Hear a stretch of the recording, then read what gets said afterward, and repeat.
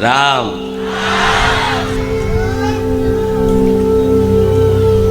બારેજા ધામ નો એડો લાગ્યો છે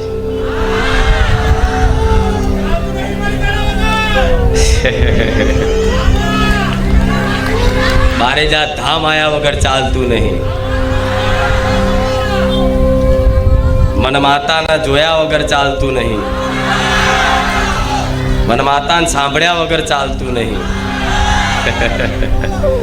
રામ તો જો આવું થતું હોય ને તો સમજી લેજો તમે મારી ભક્તિમાં જાગ્યા હશો.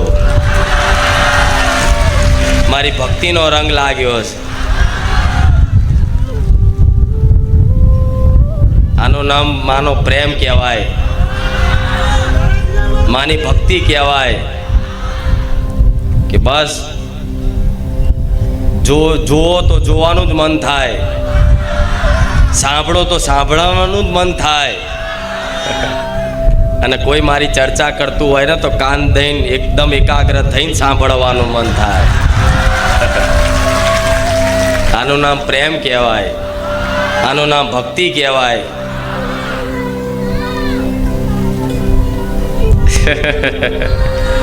ભલે પણ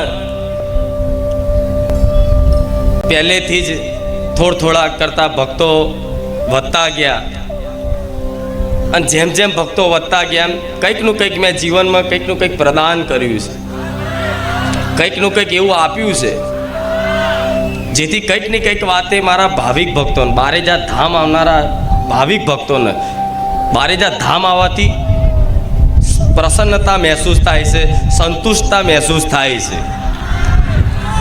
અર્થાત સુખ અનુભવાય છે, આનંદ લાગે છે. તો ધીરે ધીરે ધીરે ધીરે ભક્તોની સંખ્યા વધતી ગઈ.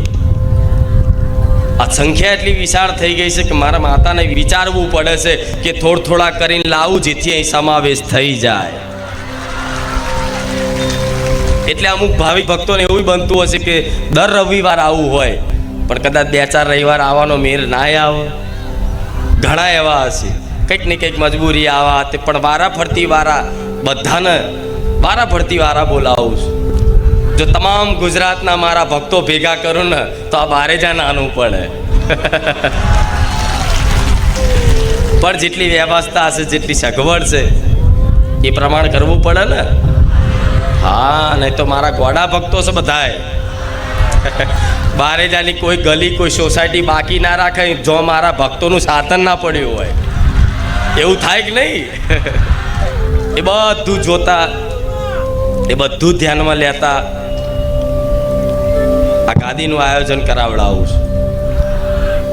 પણ તમારા ભાવિક ભક્તોનો સાથ સહકાર એવો છે, બધા એકદમ શિસ્તાથી આવે છે, વિનમ્રતાથી આવે છે અને એકદમ શાંતિભર્યું માહોલ રાખવાનો મતલબ દરેક ભાવિક ભક્તો એકબીજાને સાથ સહકાર આલે છે. બહાર ભલે ગમે તેવો તમારો સ્વભાવ હોય પણ બારેજા ધામમાં પગ મૂક્યા પછી તમારા 2 હાથ જોડેલા જ જોઉં છું માતા. બહાર ગમે તેવી પ્રપંચની વાતો કરતા, તમે આ સંસારની દુનિયાની વાતો કરતા, પણ બારેજા ધામમાં જેવો અહીં પગ મૂકશો ને એટલે ભગવાન માતા સિવાય બીજી કોઈ વાત સાંભળવા નહીં મળતી હોય. ભગવાન માતાજી સિવાય બીજી કોઈ વાત સાંભળવા નહીં મળતી હોય. અને ભગવાન માતાજીની વાત સાંભળતા, બધા ભક્તોનો એકબીજાનો અનુભવ સાંભળતા તમને એક અલૌકિક આનંદ આવતો હશે. તમે ગાદીનું તો શરૂઆત, આપણે પ્રવચનની શરૂઆત 6:30-7 વાગે ચાલુ થાય. કોઈ ભક્તો સવારથી આવી જતા હોય, કોઈ 2-4 કલાક પહેલાં આવી જતા હોય. પણ અહીં આવતા હશો ને તો બધાનો અનુભવ તમે સાંભળતા હશો. કોઈ નવા ભક્તો આવ્યા હશે, કોઈ માનતા હશે તો એકબીજાને પૂછતા હશો ક્યાંથી આવ્યા તમે, તો કે અમે સુરતથી આવ્યા, કોઈ કે અમે બરોડાથી આવ્યા, કેટલા સમયથી આવો છો કે આટલા